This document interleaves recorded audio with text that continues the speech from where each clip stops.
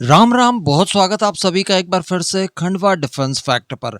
आज की इस वीडियो में हम लोग तीन बहुत ही ज्यादा महत्वपूर्ण खबरों को लेकर डिस्कस करने जा रहे हैं। तो आप सभी से निवेदन रहेगा कि वीडियो को अंत तक देखते हुए चैनल को सब्सक्राइब जरूर कर दीजिएगा। और यार केवल 2 सेकंड्स का काम है, आप पहले वीडियो को लाइक जरूर कर दीजिएगा।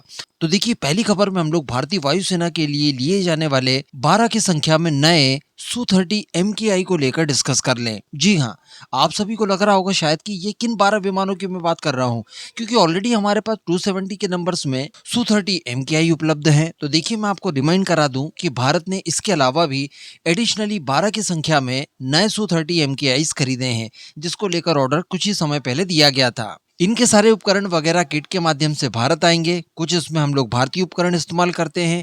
इन सबको मिला जुलाकर HAL भारत के अंदर ही नासिक फैसिलिटी में इनकी मैन्युफैक्चरिंग करेगा। और साथ ही मैं आपको बता दूं कि जो सुपर सुखोई अपग्रेड पैकेज तैयार किया गया है DRDO की तरफ से, इसका इस्तेमाल भी इसमें किया जाएगा। तो ये शुरुआत से ही सुपर सुखोई के स्टैंडर्ड से आपको मिलेंगे।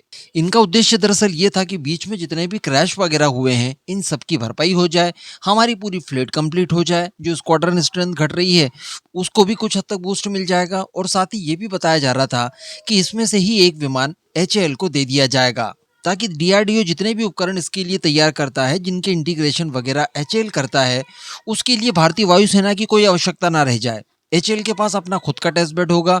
उसी टेस्ट बेड में अपने सारे उपकरणों को इंटीग्रेट वगैरह करके इनकी टेस्टिंग वगैरह प्रॉपर समय पर की जा सकेगी। तो इसके लिए टोटल 12 विमान खरीदे गए हैं। मैं आपको बता दूं कि वर्ष 2024 में इन लड़ाकू विमानों को लेकर ऑर्डर प्लेस किया गया था। अब इसको लेकर बताया ये जा रहा है, एक्चुअली HAL की तरफ से इस बात का कंफर्मेशन दिया गया है कि फाइनेंशियल ईयर 2027-28 में पहला Su-30 MKI भारतीय वायुसेना को डिलीवर कर दिया जाएगा। जी हाँ, इसके बाद जो 11 फाइटर जेट बचेंगे, इन्हें फाइनेंशियल ईयर 2028-29 में डिलीवर्ड कर दिया जाएगा। इसके लिए ये भी बताया जा रहा है कि जितनी सप्लाई चेन वगैरह चाहिए थी, वो भी प्रॉपर इस समय चल रही है, सारी व्यवस्थाएं हो चुकी है। तो HAL की नासिक फैसिलिटी वाले Su-30 MKI की डिवीजन में इन विमानों को तैयार किया जाएगा। तो एक बहुत ही छोटी लेकिन बहुत ही ज्यादा इंपॉर्टेंट तो शानदार खबर के साथ अगली खबर की अगर हम लोग बात कर लें, तो ये खबर सीधे जुड़ी हुई है पाकिस्तान और भारत को लेकर। जी हाँ, दरअसल आपको खबर जानने के बाद कुछ ऐसा फील हो सकता है कि शायद पाकिस्तान अब इस बात को समझने लगा है कि भारत जिस तरह से अपनी ताकत का लगातार विस्तार करता जा रहा है, आने वाले समय में एक समय ऐसा आ सकता है कि पाकिस्तान इसके बाद भारत के साथ लड़ भी ना पाए।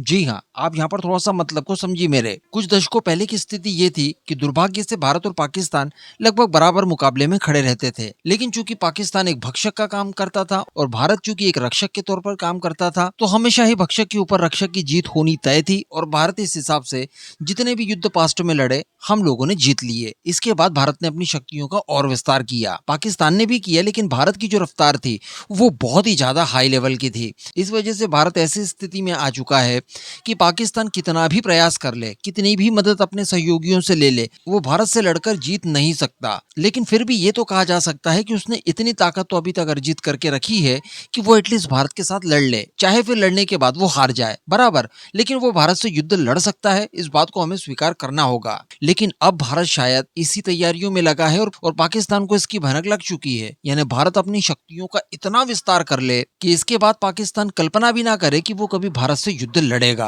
अब इसके लिए अगर तैयारियां देखी जाए तो अलग अलग सेक्टर्स में बड़ी बड़ी तैयारियां की जा रही है। लेकिन मिसाइल के क्षेत्र में हमेशा हम लोग डिस्कस करते हैं कि देखिए, दुनिया के मैक्सिमम देश जितनी मिसाइलें बना नहीं पाते, उससे ज्यादा तो भारत बनाकर उनके टेस्ट वगैरह कर लेता है। हर साल नई नई मिसाइलों को डेवलप करके इनके परीक्षण किए जाना हो, या फिर पुरानी मिसाइलों को अपग्रेड करके उनके परीक्षण किए जाने हो, या फिर पुरानी मिसाइलों की रेडीनेस को चेक करने के लिए उनके परीक्षण किए जाएं।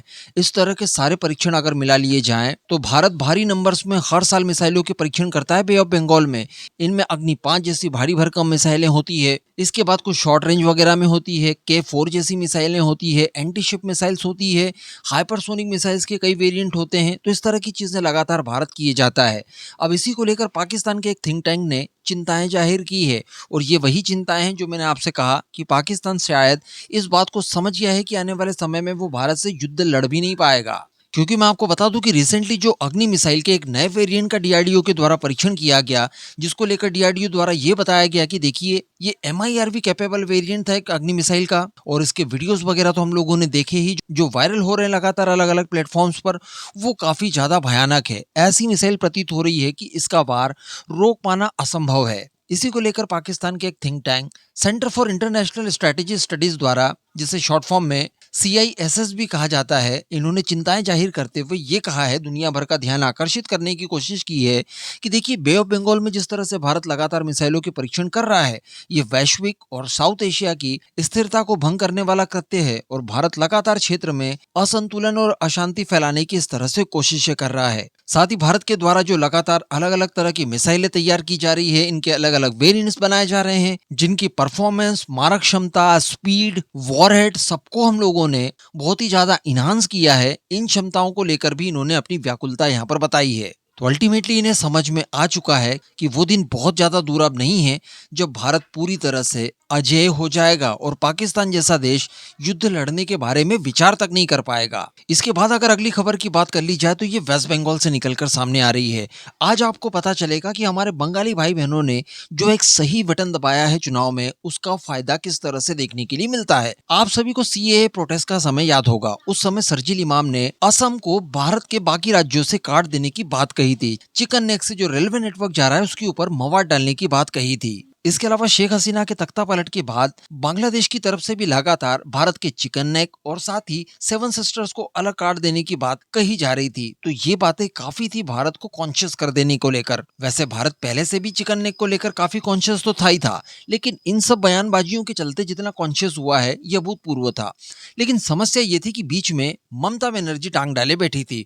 वो केंद्र सरकार की किसी भी परियोजना जो नेशनल सिक्योरिटी से जुड़ी हुई थी, उन परियोजनाओं को लेकर भी काम आगे नहीं बढ़ाने दे रही थी। जी हाँ, देखिए, आपको जानकर आश्चर्य होगा कि हम लोगों ने IPC को हटाकर BNS को तैयार किया है। यानी इंडियन पिनल कोड जो चला करता था अंग्रेजों के जमाने से, उसे अब हम लोगों ने भारतीय दंड संहिता कर दिया है, लेकिन इसे भी लागू नहीं होने दिया था बंगाल में। इसके अलावा जो आयुष्मान योजना है, जिसके तहत 5 लाख तक का हेल्थ इंश्योरेंस मिलता है आम जनता को, इसे भी लागू नहीं होने दिया था। किसान निधि सम्मान योजना जो है, जिसके तहत हर साल हर किसान को लगभग 6,000 रुपए मिलते हैं, ये भी बहुत लंबे समय तक इन्होंने टाले रखा। 2021 इलेक्शन के बाद इन्होंने लागू किया और प्राइम मिनिस्टर मोदी भी देखिए अपनी बातों के कितने पक्के कि जब वेस्ट बंगाल के किसानों को इसकी पहली किश्त दी गई तो यहाँ पर वो पैसा भी दिया गया जो ममता बनर्जी के इस स्कीम के लागू न किए जाने की वजह से उन्हें नहीं मिल पाया था। इसके बाद BSF का मामला हम लोगों ने देखा। इन्होंने वेस्ट बंगाल की जो पॉलिसी थी उसका BSF के साथ ज्यादा सामंजस्य बैठने ही नहीं दिया। दूसरी बात, BSF को जो बॉर्डर पर फेंसिंग करने के लिए जमीनें चाहिए थी, ये कोलकाता हाई कोर्ट के आदेशों के बावजूद ममता बनर्जी ने नहीं दिया था। तो कहने का मतलब हमारी सिक्योरिटी इससे ताक पर रखी हुई थी। लेकिन अब शुभेंदु अधिकारी आ चुके हैं,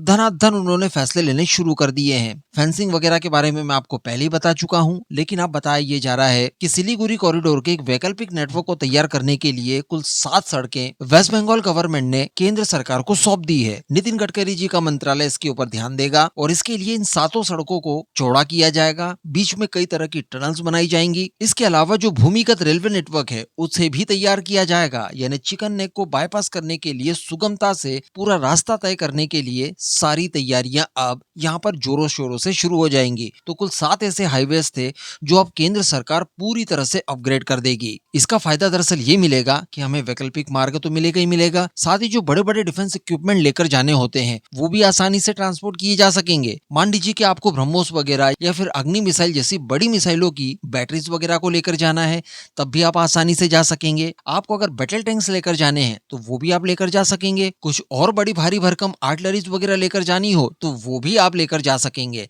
कहने का मतलब आप बड़ी आसानी से तिब्बत की सीमा तक पहुंच जाएंगे, जिसे चाइना ने ऑक्यूपाई करके वहीं पर बैठा है और भारत की सीमा से वो लगता हुआ क्षेत्र है।